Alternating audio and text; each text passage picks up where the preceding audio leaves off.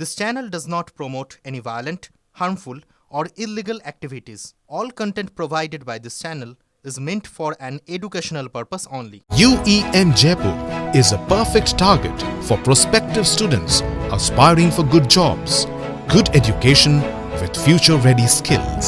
2 দশকের বেশি রাসবিহারী বিধানসভা তৃণমূলের দখলে। গত ভোটে বিজেপি কংগ্রেসকে টপকে উঠে আসে দ্বিতীয় স্থানে। আর বেআইনি নির্মাণ, দুর্নীতি, হকারদের পুনর্বাসন না পাওয়া সহ একাধিক অভিযোগ এক্ষেত্রে উঠেছে। কিন্তু সব ছাপিয়ে হিসেব চলছে এবার এসআইআর এর। বাংলার কথায় আজ এই রাসবিহারী বিধানসভার মানুষের কথা।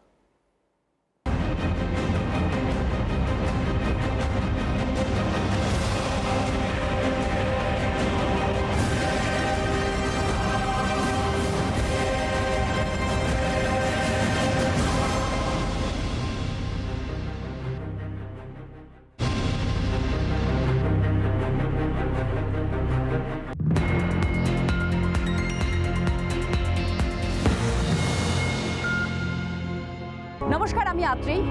দাঁড়িয়ে রয়েছে এই মুহূর্তে রাসবিহারী বিধানসভা কেন্দ্র। এই বিধানসভা কেন্দ্র এমন একটা জায়গার সামনে দাঁড়িয়ে রয়েছি গোটা দেশের মানুষ চট করে চিনতে পারবেন, কালীঘাট মন্দির।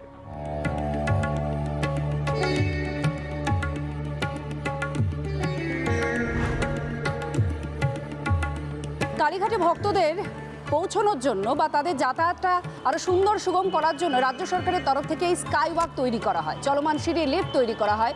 সেই সময় পরিকল্পনা করা হয়েছিল হকার্সদের পুনর্বাসনের, আর এই পুনর্বাসন নিয়েই বিতর্ক রয়েছে, ক্ষোভ রয়েছে অনেকে যে তারা জায়গা পান।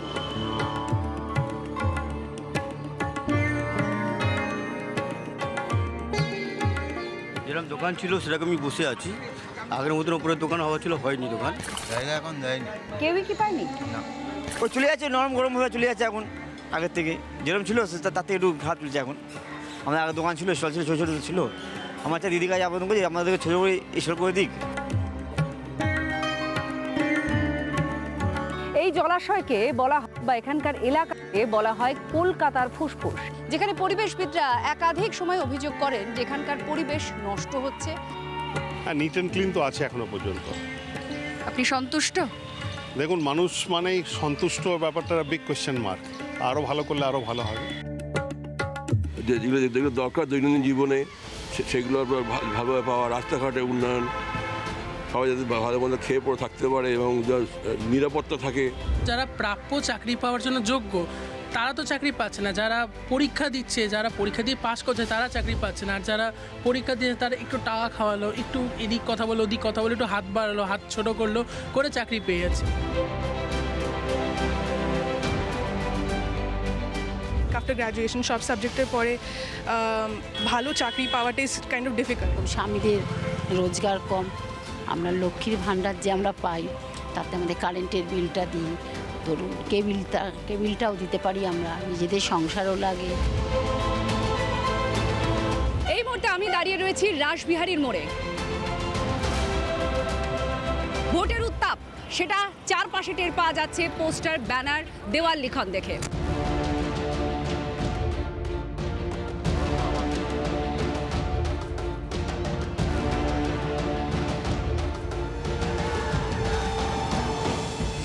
রাসবিহারী বিধানসভা কেন্দ্র এটা তৃণমূল কংগ্রেসের আঁতুর ঘর বলা হয়, কারণ 1998 সাল তৃণমূল কংগ্রেস যখন প্রথম তৈরি হয়েছে সেই বছরে তৃণমূল কংগ্রেস এখান থেকে নিজেদের বিধায়ককে পায়, একমাত্র বিধায়ক শোভনদেব চট্টোপাধ্যায় 1998 সালে। তারপর থেকে এটা তৃণমূল কংগ্রেসেরই জায়গা বা গড় বলেই চিহ্নিত হয়ে রয়েছে। এখন তৃণমূল কংগ্রেসের কাছে এই গড় রক্ষার চ্যালেঞ্জ, আর বিরোধীদের কাছে শাসকের তৃণমূল কংগ্রেসের গড়ে ভাঙার একটা পাল্টা চ্যালেঞ্জ রয়েছে। যে অ্যান্টি ইনকামবেন্সি ফ্যাক্টর এবারে আছে, খুব ভালোভাবেই আছে সেটা। এখন এই অ্যান্টি ইনকামবেন্সিটার ফয়দা লুটতে চাইছে একটা দক্ষিণপন্থী দল বিজেপি, কিন্তু তাদের মুশকিলটা হলো যে তারা তো সারা বছর কোনো কাজ করে না, কোথাও তাদের দেখা যায় না। পশ্চিমবঙ্গের রাজনীতিতে বিজেপি নেই সেই অর্থে।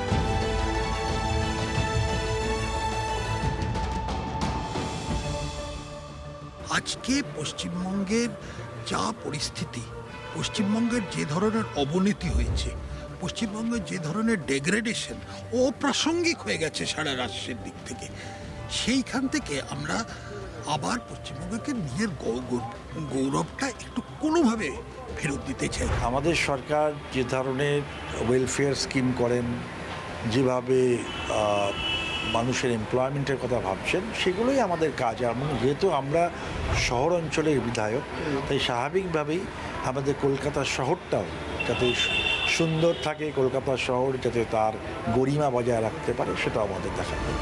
এই রাসবিহারী বিধানসভায় সবাই জানে যে তৃণমূলটা একমাত্র প্রমোটারেরা কন্ট্রোল করে। কাজের ছেলে, পাড়ার ছেলে। এবারের ভোটে সব থেকে বড় ইস্যু এসআইআর। হয়রানি, টার্গেট করে ভোটারদের বাদ দেওয়ার গুরুতর অভিযোগ উঠেছে। এখানে এসআইআর এর জন্য খুব সমস্যায় পড়তে হয়েছে মুসলিম সম্প্রদায়ের মানুষদের, একথা বারবার বলা হয়েছে। বহু মানুষকে আমরা দেখেওছি, তারা বিবেচনাধীন এখনো। আপনাদের কোনো সমস্যা হয়েছিল কিন্তু মিটে গেছে, ওরা এসে সব ঠিক করে দিয়ে গেছে। মোটামুটি আমাদের পাড়া থেকে, আমাদের ডিগ্রি পাড়া থেকে ওরা 40 জনের হিয়ারিংয়ে নামেছে। এসআইআরটা একটা সাংবিধানিক একটা দায়িত্ব, প্রতি 15-20 বছর বা ওরকম সময় একটা হয়, সেটাও হয়েছে এখানে। এসআইআরের ভোটের নাম বাদ গেছে, তাতে হয়তো ফলাফলের সংখ্যার তারতম্য হতে পারে, তো ফলাফলের কোনো তারতম্য হবে না। ওনাদের নেতাদেরকে ইডিটিডি মাঝে মধ্যেই ডেকে ডেকে কেন পাঠাচ্ছেন, তার উত্তরগুলো প্রেস কনফারেন্সের মাধ্যমে দিক। কেউ বলবেন প্রতিহিংসা, কেউ বলবেন হিংসা, কেউ বলবেন চক্রান্ত, যাই হোক সেটা তাদের এক্সপ্লেন করতে হবে।